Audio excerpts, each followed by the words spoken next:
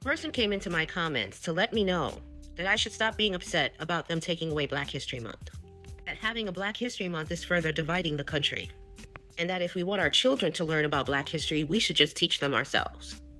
And yes, in a perfect world, we wouldn't need a Black History Month or any other ethnic month or holiday. Because in a perfect world, history would be taught to include all races and cultures that have contributed to building America.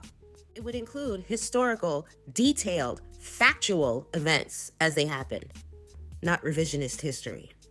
If that was the case, then we wouldn't need any of those months because history would be taught as it's supposed to. But we don't live in a perfect world. This is not utopia.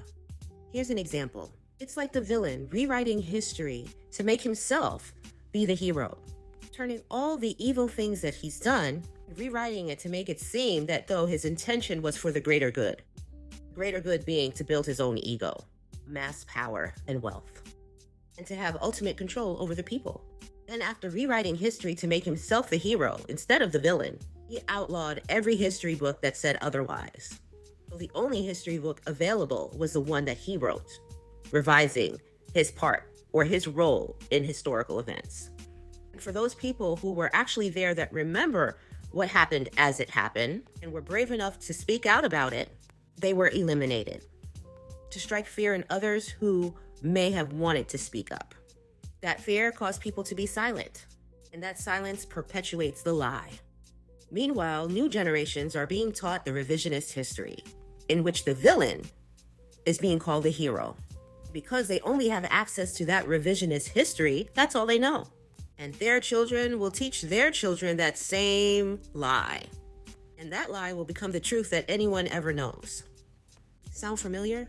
It's been done before. In our very own history. Villainizing certain people in order to make the actual villain look like the hero. Which brings me back to Black History Month.